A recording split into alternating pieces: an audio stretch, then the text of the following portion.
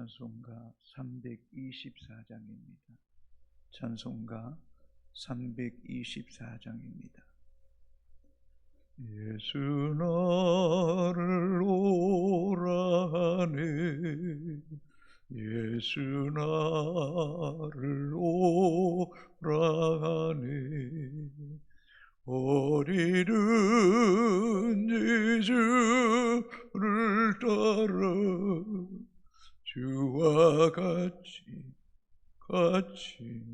가려네. 주의 인도하심 따라, 주의 인도하심 따라, 어디든지 주를 따라 주와 같이 가려네. 겟세마네 동산까지 주와 함께 가려 하네.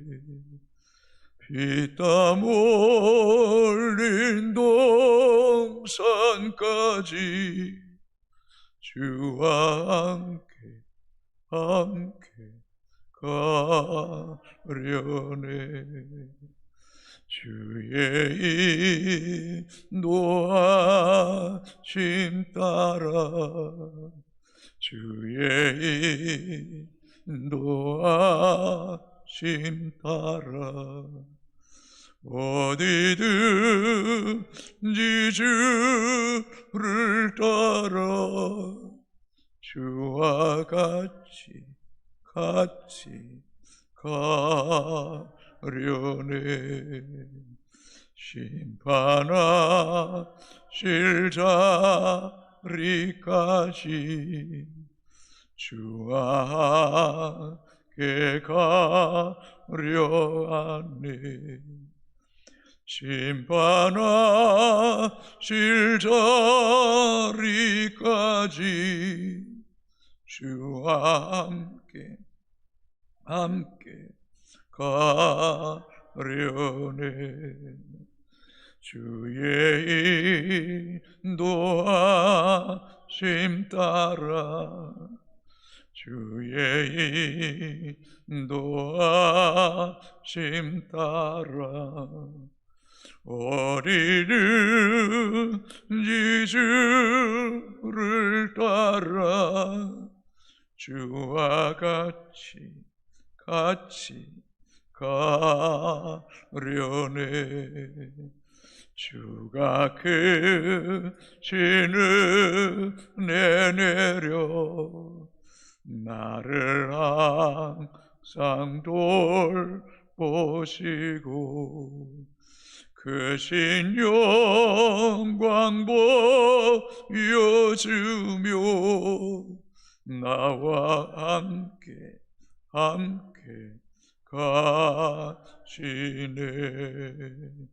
주의 인도하심 따라 주의 인도하심 따라 어디든지 주를 따라 주와 같이 가려네. 아멘.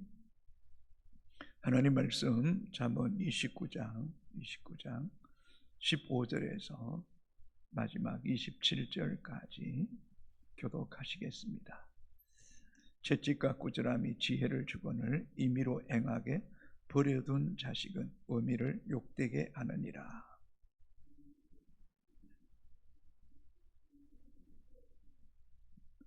내 자식을 징계하라. 그리하면 그가 너를 평안하게 하겠고 또 내 마음을 기쁨을 주리라.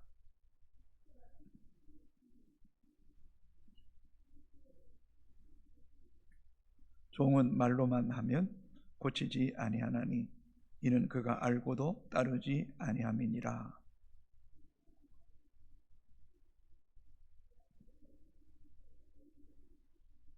종을 어렸을 때부터 곱게 양육하면 그가 나중에는 자식인 채 하리라.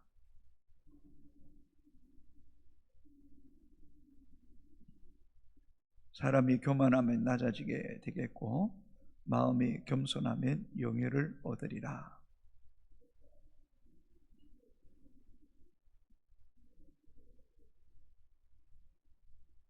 사람을 두려워하면 올무에 걸리게 되거니와 여호와를 의지하는 자는 안전하리라.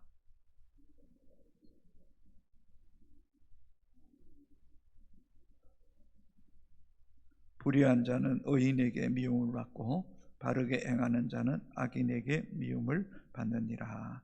아멘. 이제 어저께도 말씀했던 것처럼 잠언 막바지 이르렀습니다. 잠언은 자녀를 양육함에 있어서 가르침과 또 온유함으로 대할 때도 필요하지만은 때에 따라서 이 꾸지람과 책망이 필요함을 강조합니다. 이런 꾸지람과 책망은 단순히 자녀에게만 해당되는 것이 아니라 백성과 종에게까지 필요함을 가르쳐주고 있습니다. 15절입니다. 채찍과 꾸지람이 지혜를 주거늘 임의로 행하게 버려둔 자식은 어미를 욕되게 하느니라. 자녀를 양육함에 있어서 채찍과 꾸지람이 그 자녀에게 지혜를 얻게 한다고 말씀합니다. 채찍은 신체적인 체벌을 말하고 꾸지람은 이 구두로 말래 체벌을 말합니다.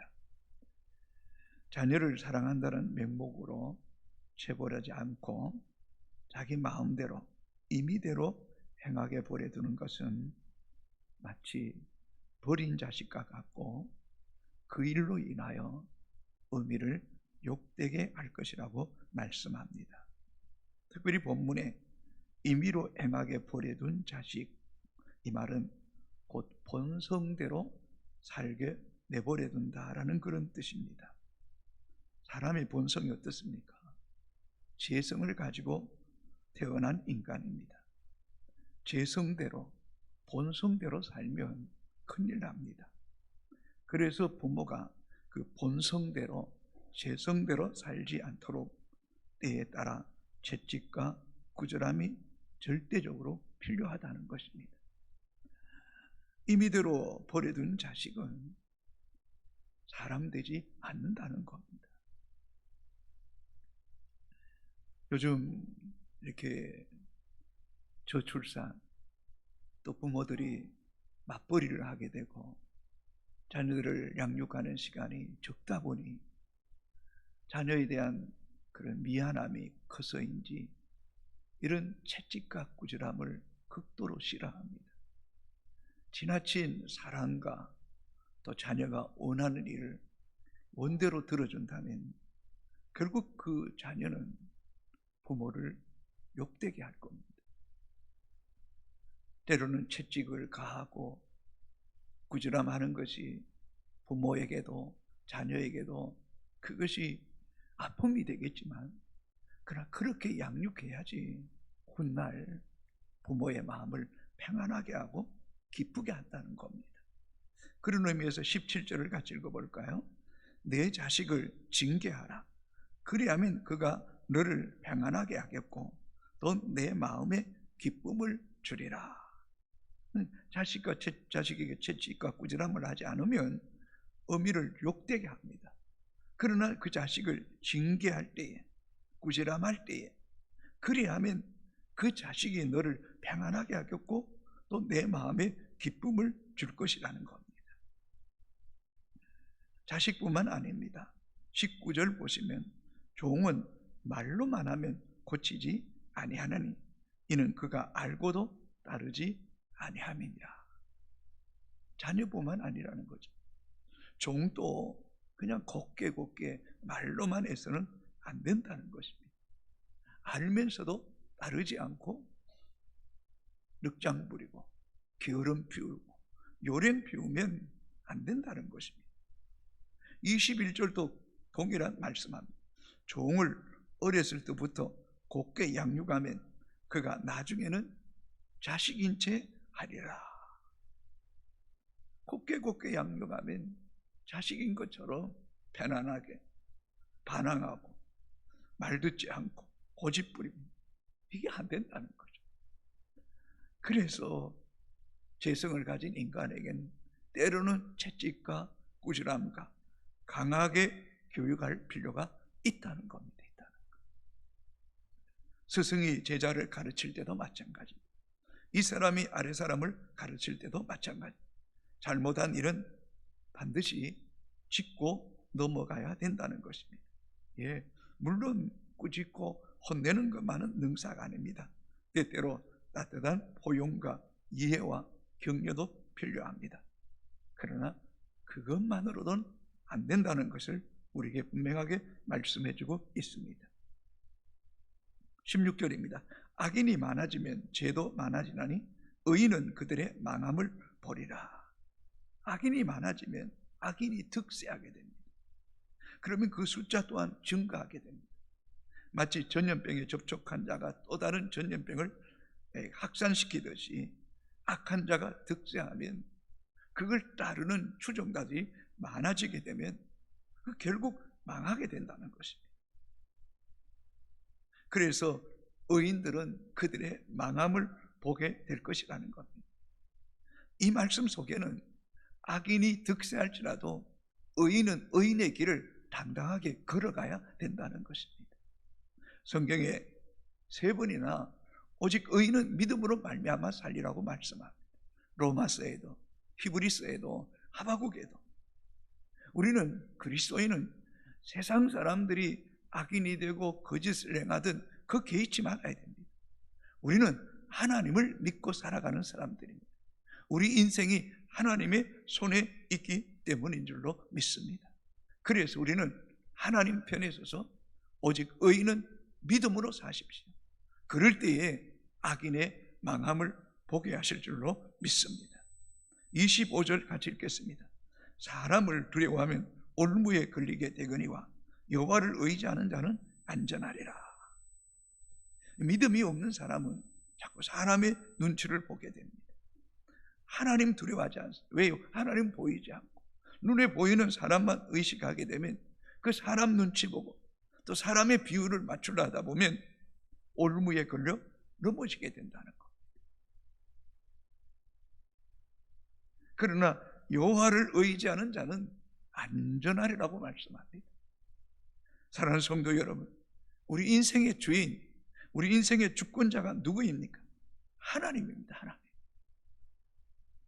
정말 진정한 믿음의 사람은 이 땅에서 하나님 외에는 아무것도 두려워하지 마십시오. 하나님 앞에 옳다 인정함을 받으면 하나님이 책임져 주십니다.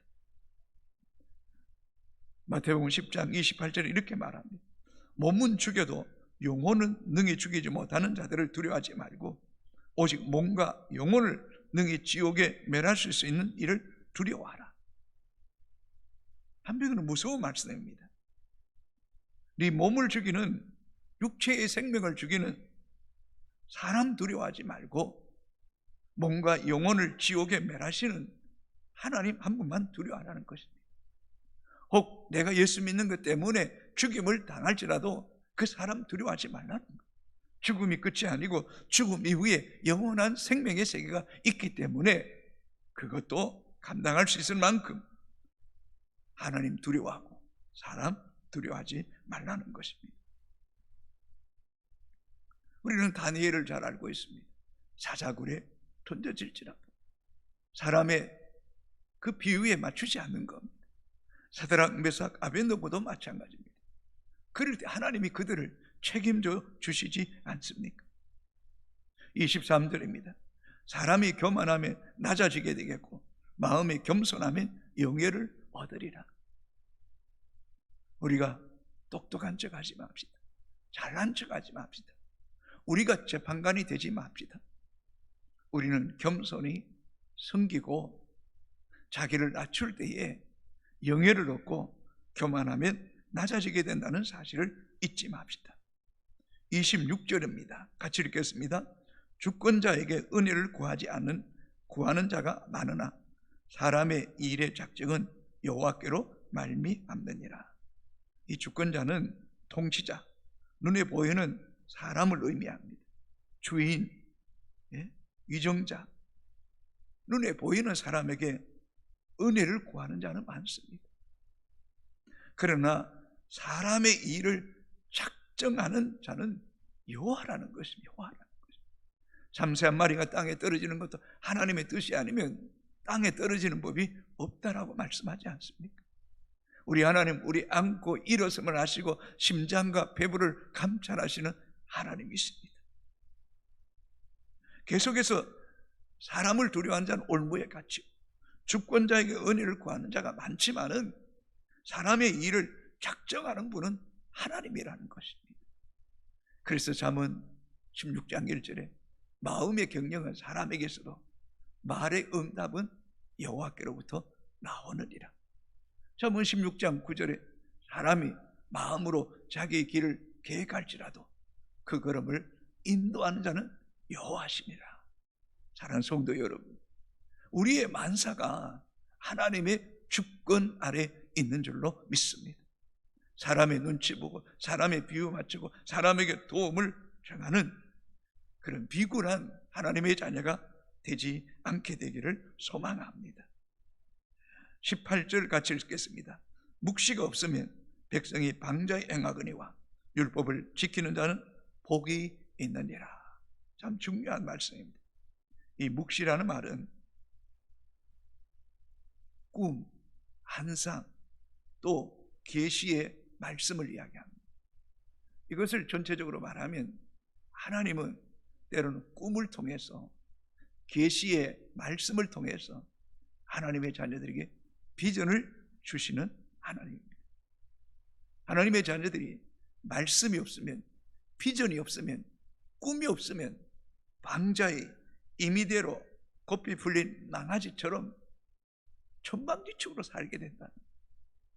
그러나 말씀이, 비전이 우리 가운데 새겨지게 되면 그 비전에 붙잡히게 되는 것입니다. 그래서 율법을 지키는 자는 복이 있다, 복이 있다라고 말씀하고 있지 않습니까? 계시록 1장 3절에 이 예언의 말씀을 읽는 자와 듣는 자와 그 가운데 기록된 것을 지키는 자가 복이 있다라고 말씀하지 않습니까?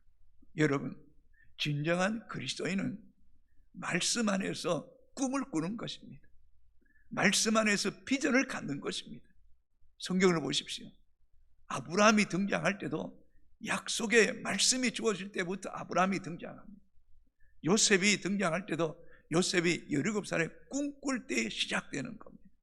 다윗의 인생이 시작되는 것도 사무엘에게 기름 부음을 받으면서 시작되는 것입니다. 사랑하는 성도 여러분, 하나님의 기쁘신 뜻 안에서 소원을 가지십시오. 말씀이 우리에게 소원이 되는 것입니다. 말씀이 우리에게 비전이 되는 것입니다.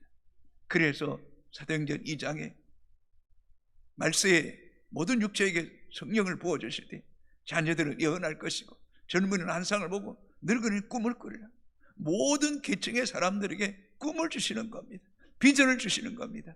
그 비전을 붙잡고 기도하는 사람이 복 있는 줄로 믿습니다. 여러분 안에 분명한 비전이 있으면 그 사람은 하나님을 의지할 수밖에 없습니다. 분명한 비전이 있는 사람은 그 꿈을 향하여 도전하게 되는 것입니다. 기도를 중단할 수가 없는 것입니다. 꿈이 있는 사람은 시련이 있어도, 어려움이 있어도 쉽게 포기하지 않습니다. 그 시련과 어려움도 늦거니 이길 수 있는 힘을 주실 줄로 믿습니까? 또한 꿈이 있으면 그 꿈을 감당할 수 있도록 하나님께서 지혜도 주시고 결단력도 주시고 그것을 이룰 수 있는 그런 능력도 우리에게 주신다는 것입니다. 그러므로 꿈을 가진 사람은 쉽게 포기하지 않습니다. 계속해서 기도합니다. 응답하실 때까지, 이루어질 때까지. 아브라함에게 이삭을 주시고 요셉을 총리에 세우시고 다윗을 왕위에 세우셨던 것처럼 하나님의 꿈을 주셨으면 하나님이 그 꿈을 이루게 하실 줄로 믿으시기 바랍니다. 그 대신 우리는 포기하지 말아야 됩니다. 끝까지 그 꿈을 가지고 달려갈 때에 하나님께서 그 꿈을 이루시게 하시는 은혜가 우리에게 있게 되기를 주의 이름으로 축복합니다. 이 새벽에도 우리에게 말씀합니다. 포기하지 마라. 끝까지 기도해라. 내가 너를 도우실 것이다. 내가 주신 그 꿈을 반드시 이루실 것이라고 말씀하시는 은혜가 있게 되기를 주님의 이름으로 축복합니다. 기도하겠습니다. 아버지 하나님, 오늘도 새날을 주심을 감사합니다. 건강을 주심을 감사합니다. 새벽을 깨우게 하심을 감사합니다.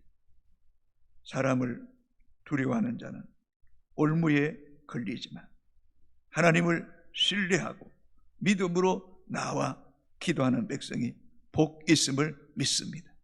여호와를 의지하는 자, 또 여호와께 기도하는 자, 하나님이 돌보시고 안전하게 인도하신 은혜가 있게 하여 주옵소서.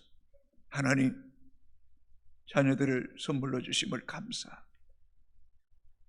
우리 손자, 손녀들 선물로 주심을 감사합니다. 오 하나님, 여호와를 경외하게 하소서. 하나님을 두려워하게 하시고 하나님 안에서 지혜로운 자녀들 되게 하여 주옵소서. 때때로 그들이 잘못된 길을 갈 때는 채찍과 꾸지람도 마다하지 않는 그런 단호한 부모님, 할머니, 할아버지가 될 수 있도록 은혜 베풀어 주었기를 원합니다. 우리 자녀들이 임의대로 행하지 않기를 원합니다. 방치하지 않기를 원합니다. 징계로 다스릴 때 부모로 평안하게 하시고 기쁨을 얻게 하시고 믿음의 자리에 우뚝 서서 하나님 안에서 존귀한 삶을 누리게 하여 주옵소서.